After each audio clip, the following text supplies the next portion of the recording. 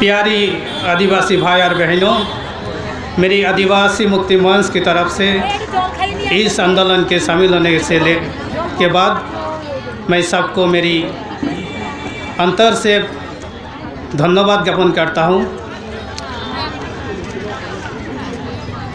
जितना भी भाई और बहन इस आंदोलन में शामिल हुआ, मैं एक बार आवाज़ उठाना चाहता हूँ। जो देश के शहीद होकर देश के स्वाधीन किया, आज़ाद दिया, तो एक बार सिद्धू कानू बाबा तिलका माझी के लिए आज आवाज़ उठाइए आदिवासी भाई और बहनों। जाहिर बंगा संताड़ को, जाहिर बंगा संताड़ को, बिरसा मुंडा अमर रहे, बाबा तिलका माझी अमर रहे, सिद्धू कानू अमर रहे। एक खेड़वाल जाति नवा धरती बन कोयद में चेदा आदिवासी।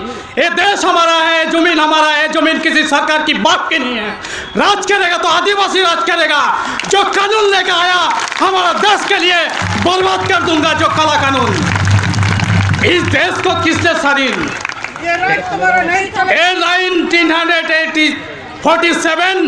15 अगस्त जो स्वाधीन हुआ, एक किस स्वाधीनता से आया? ये बाबा तिलका माझी से आया, बिरसा मुंडा से आया, सिद्धू कानू से आया। अगर सिद्धू कानू, बिरसा मुंडा, तिलका माझी जन्म नहीं होता तो ये देश स्वाधीन नहीं होता। तू क्या जंगल से निकालेगी भारत सरकार? तू क्या जंगल से आदिवासी निकाल के रहेगी? जब ब्रिटिश हिल गया, तू तो हमारा हाथों का खिलाना है।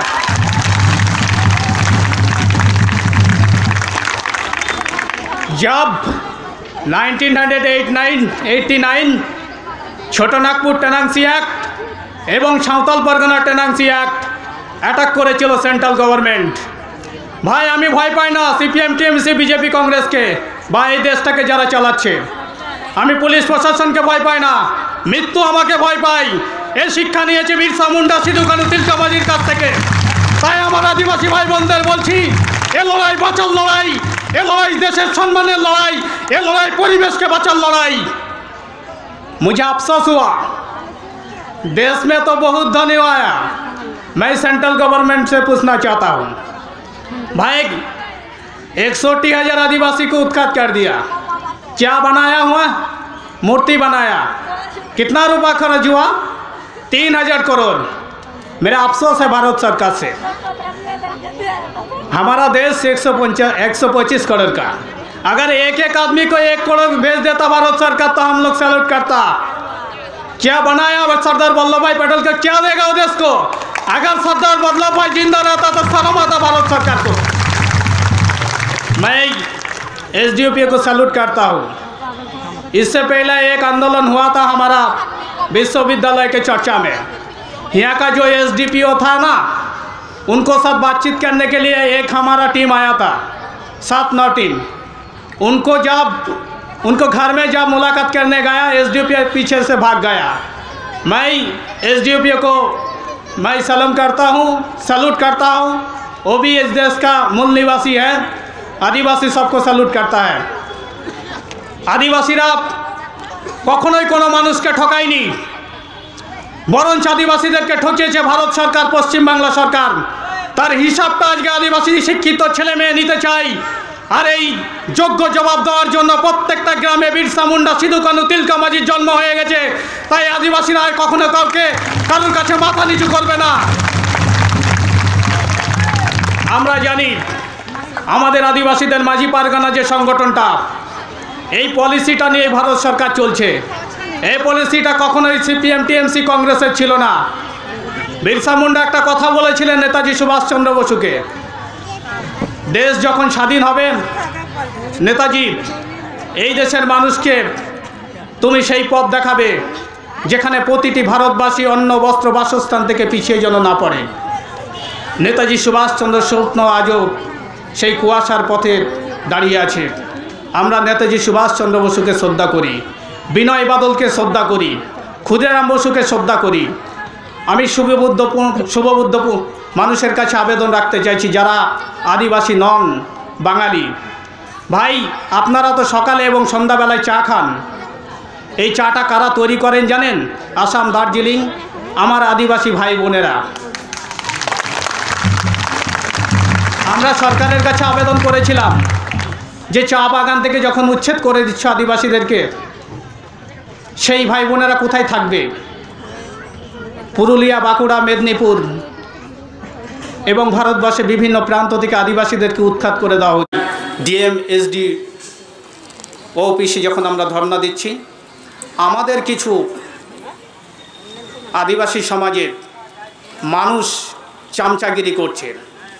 তাই আদিবাসী ভাই বোনদের বলছি, যদি সন্তান জন্মগ্রহণ করেন, আমি বোনেদের কাছে অনুরোধ করছি, বিরসা মুন্ডার মতন সন্তান জন্মগ্রহণ করুন, সিধু কানু তিলকা মাঝির মতন সন্তান জন্ম দিন। দেখবেন এই দেশটা আগামী দিনে ভারতবর্ষকে একটা নতুন পথ দিশা দেখাবে এবং আদিবাসীরাই পারে সেই পথ দিশা দেখাতে। আমি পুলিশ প্রশাসনকে শ্রদ্ধার চোখে দেখি। আজকে 13 পয়েন্ট রোস্টার, এটা কি জিনিস ভাই? 100 জন মানুষ বসবাস করলে তার মধ্যে 6 জন আদিবাসী চাকরি পাবে, কিন্তু 13 পয়েন্ট রোস্টারটা কি বলছে জানেন? আদিবাসী আর চাকরি পাবে না। সে WBCS করুক, IS করুক, IPS অফিসার হোক, আর মাধ্যমিক, উচ্চ মাধ্যমিক বা PhD করুক। তাহলে কত বড় অন্যায় আমাদের সমাজের প্রতি নিয়ে এসেছে ভারত সরকার, বিজেপি সরকার। আমি সুপ্রিম কোর্টের মহামান্য বিচারককে সম্মান করি। তিনি যে রায়টা দিয়েছেন, তিনি মানুষ না জানোয়ার? আরে আদিবাসীরা তো বনে জঙ্গলে বসবাস করেছে, সেখানে বাঘ, শিয়াল, কুকুর এবং সিংহ ছিল। কখনো শুনেছেন একটা বাঘ আর একটা বাঘকে হত্যা করেছে? কিন্তু পৃথিবীর শ্রেষ্ঠ জীব মানুষ, এই শ্রেষ্ঠ জীবকে হত্যা করেছে একটা গ্রাউন্ডে যারা এই দেশটাকে শাসন করছে। শাসন নয়, শোষণ করছে। তাই আদিবাসী ভাই বোনদের কাছে অনুরোধ করছি, আপনার ঘরের যে ছেলে মেয়েটা, আমাদের জেনারেশন, পরের যে জেনারেশনটা আসবে তাকে হত্যা করার জন্য 1989 একটা আইন, কালাকানুন আইন তারা পাস করেছিল। আমরা প্রতিবাদ গর্জন করেছিলাম, ভারত সরকার পিছু হটেছে। আমরা সারা বিশ্বের কাছে জানাতে চাই যে আদিবাসীরা যদি মরে যায়, আদিবাসীদেরকে যদি উৎখাত করা হয়, তাহলে এই ভারতবর্ষ, ভারত ভূমি থাকবে না। আমরা সেদিন তীর ধনুক টাঙে বল্লভ নিয়ে ওই রাস্তায় বেরিয়ে পড়ব, আর শান্তভাবে কোনো মানুষকে জীবিত থাকতে দেব না। মনে রাখবেন, আদিবাসীদের রাখা একটা আছে, সেটা হচ্ছে মোরগ লড়াই। আমরা দুটো মোরগকে অস্ত্র বেঁধে দেই। আজকে যে আইনটা পাস করছে ভারত সরকার এবং সাপোর্টে পশ্চিমবাংলা সরকার আছে, আমি তাদের হুঁশিয়ারি বার্তা দিতে চাই। ভারতবর্ষের আদিবাসীরা কখনোই সত্যর কাছে, মিথ্যার কাছে মাথা নিচু করেনি। সত্য যেটা সেটাকেই বরণ করেছে। আর আমরা সত্য বলে বিরসা মুন্ডা, সিধু কানু তিলকা মাঝিকে শ্রদ্ধা করি। আমরা শ্রদ্ধা করি B.R. আম্বেদকরকে, শ্রদ্ধা করি বিনয় বাদল দীনেশকে, শ্রদ্ধা করি কবিগুরু রবীন্দ্রনাথকে। আজকে বড় অবাক লাগে, আজকে গুটি কত আদিবাসী এখানে আন্দোলন করছে। পুলিশ প্রশাসন, আমাদের SP, DM এরা হয়তো ভাবছে যে সংখ্যায় এত অল্প, এদের তো গুলি করে হত্যা করে দেব। अरे जिस दिन ब्रिटिश को पास कमान था, आदिवासी को पास तीर धनुक था, माथा नीचू करेনি সেদিন ব্রিটিশকে শিক্ষা দিয়ে দিয়েছে।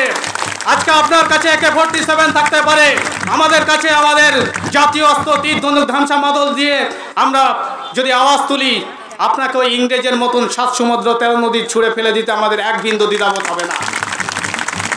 তাই সর্বোপরি বলি, নদিয়া উত্তর চব্বিশ মাঝি মাডুয়ার পক্ষ থেকে যে পদক্ষেপ এবং সমস্ত আদিবাসী উরাং মুন্ডা, বেদিয়া, ভূমিক, চিকবাড়ি, মালপাড়ি, খেরুয়ার, খারবার 42টা জনগোষ্ঠীর আদিবাসীদের কাছে আবেদন করছি, এ লড়াই বাঁচার লড়াই, এ লড়াই দেশের সম্মানের লড়াই, এ লড়াই আগামী জেনারেশনের লড়াই। তাই সর্বোপরি বলি, ये देश हमारा है, ये ज़मीन हमारा है, ये ज़मीन किसी सरकार की बाप के नहीं है। राज करेगा तो आदिवासी राज करेगा। सभी को बधाई देके मैं समस्त संगठনের এবং আমার প্রিয় নেতা যিনি মাঝি মাডুয়ার দায়িত্বে ছিলেন মোহনলাল মুর্মু, তাকে স্যালুট সালাম জানাই, জোহার জানাই। তিনি আমাদের পথ দেখিয়ে গেছেন এবং মাঝি মাডুয়াকে আরও কঠিন পদক্ষেপের লড়াইয়ের জন্য রাজেন্দ্র মুর্মুর বাহিনীকে আরও শক্তিশালী হতে বলেছেন। আমরা আপনাদের পাশে আছি। কখনোই ভাববেন না যে সাঁওতাল জনগণ একা লড়তে পারে। সমগ্র আদিবাসী যখন একটা প্ল্যাটফর্মে আসবে, ভারত সরকার কি পৃথিবীর যে কোনো সরকার আমাদের কাছে শিখবে আমরাই সৃষ্টি করতে পারি, আমরাও বিনাশ করতে পারি। তাই সৃষ্টির আদিকাল থেকে আদিবাসীরা সত্যকে জেনেছে, আর সত্যর ইতিহাস প্রকাশ হবে আগামী দিনে। তাই সবাইকে, সকল আদিবাসী ভাই বোন এবং ভারতবাসীর কাছে আমি আবেদন করছি, আদিবাসীকে এভাবে মেরো না। আদিবাসীরা যখন মারবে তখন শিয়াল কুকুরের মতন আপনাকেও পালাতে হবে। তাই সর্বোপরি বলি, আরেকবার আদিবাসী ভাই বোনদের কাছে আরেকবার আওয়াজ তুলতে চাই, बिरसा मुंडा की, सिद्धू कानू की, बाबा तिलका माझी की, जोहार।